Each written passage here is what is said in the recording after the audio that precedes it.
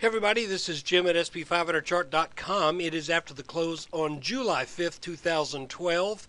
We're going to use some time-honored techniques to understand these modern markets. And we're going to feature another daily technical analysis video of the S&P 500 index. Why the S&P and not the Dow, not the NASDAQ? Well, because the S&P is the bigger basket, and I think it is the most well-rounded look at the markets, in my opinion. But before we do look at it, I just need to remind you that the website and this video are for educational purposes only. Nothing stated at the site or in this video is intended to be used as investment advice. I control lines on charts, but you have to draw your own conclusions from your own research, and you need to be making investment decisions that are suitable for your personal financial situation. In other words, if you can't afford to lose $50,000, then you shouldn't have $50,000 at risk.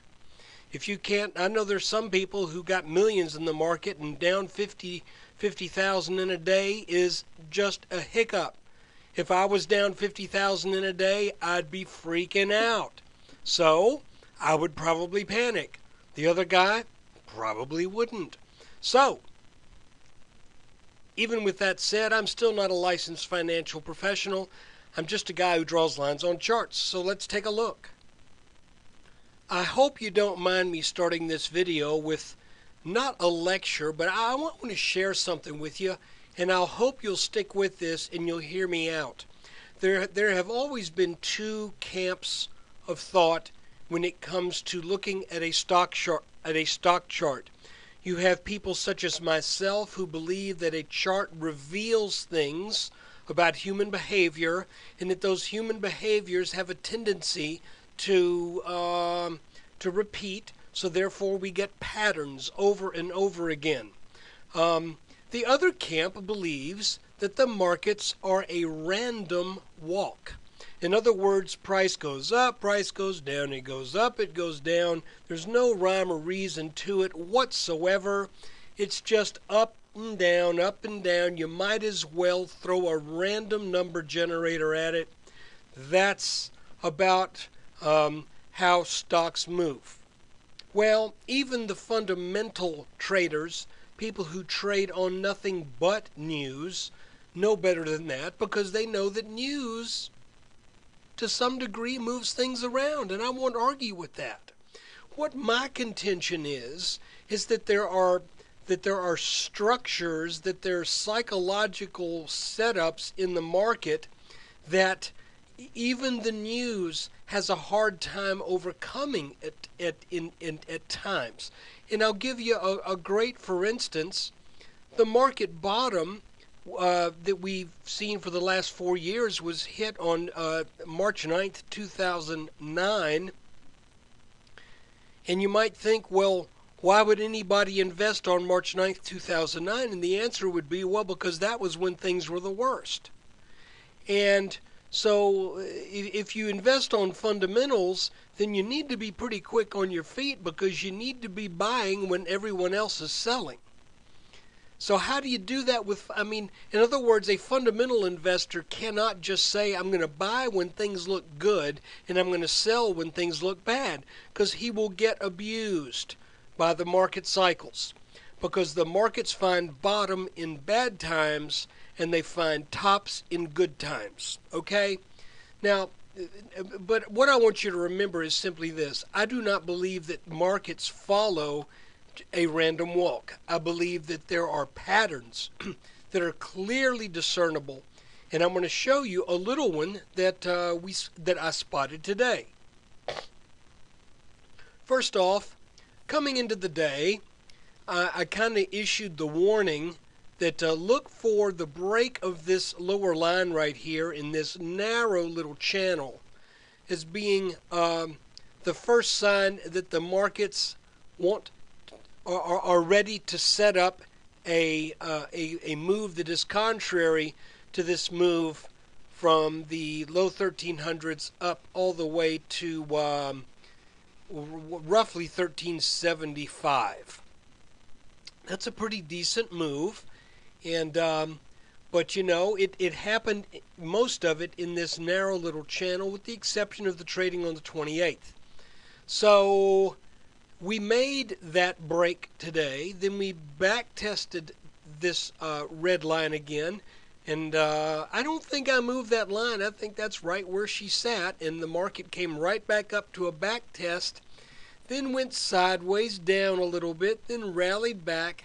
And then sagged back down for about the last, roughly hour and a half, hour and 45 minutes or so. Well, call it 2 hours of the market.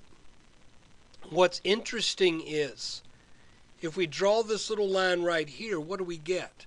Well, we get another resistance, or rather another support line. So now what I'm doing is, since all of these bottoms line up so nicely here, at least these two, this is making what could be a small head and shoulders top that could bring the S&P back down to test some levels. If this line breaks, then we have a move of roughly, going to measure it from 1300. It's not big. We got about a 13, 14 point minimum target from wherever that line breaks. What makes it kind of interesting, though, is it also looks like we have on the 5-minute chart, a very, very small little inverted head and shoulders pattern that if it does its thing, then we're going to see a little bit of strength tomorrow. Then likely we'll come back and test this line. And because we are so close to this orange line right now, I think the markets are going to sell off. And let me show you the orange line again, if I can get it to hold still as I zoom in and out.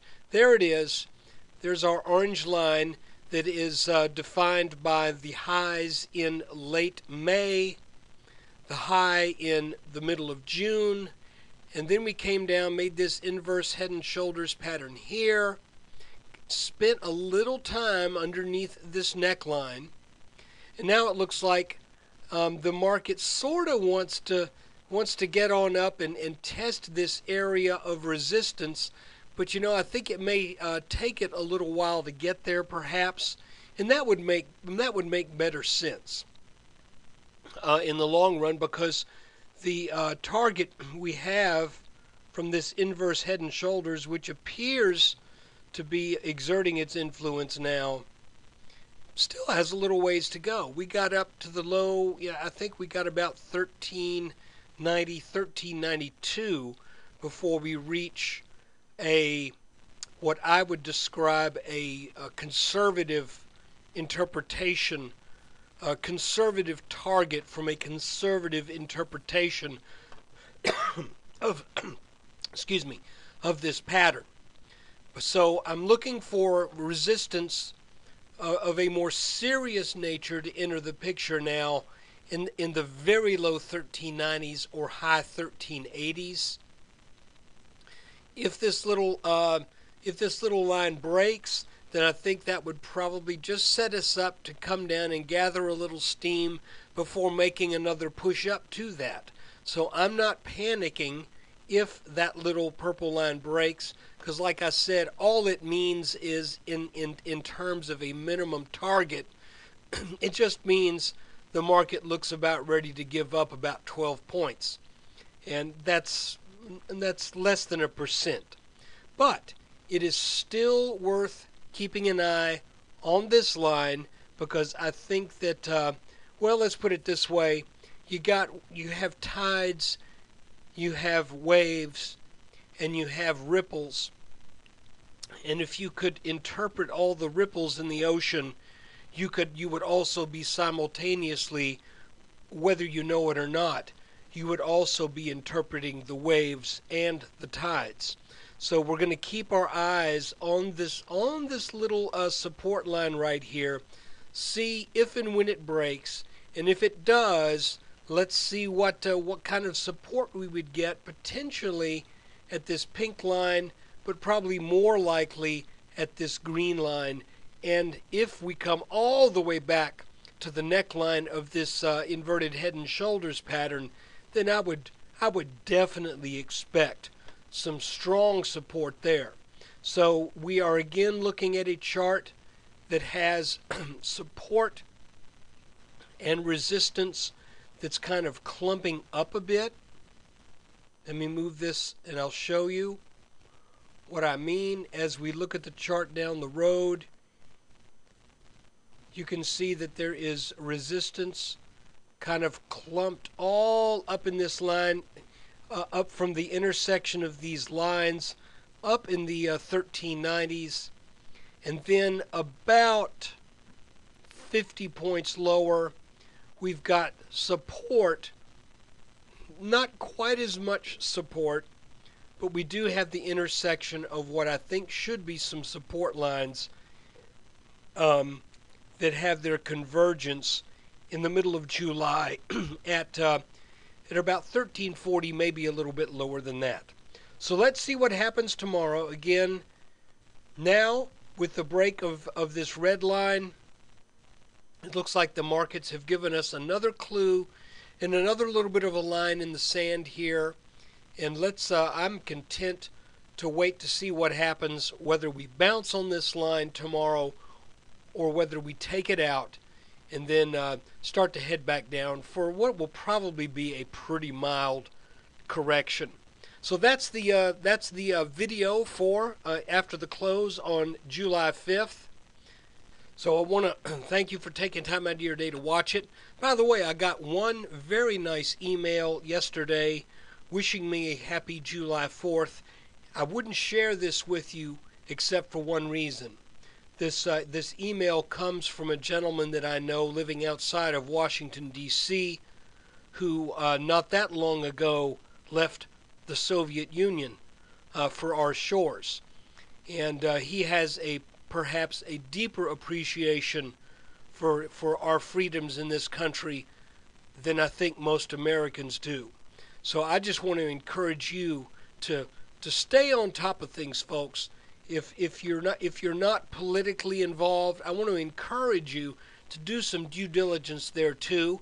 I'm not going to tell you which side of the aisle to land on, but I will encourage you to be informed, make informed decisions, make informed voting decisions.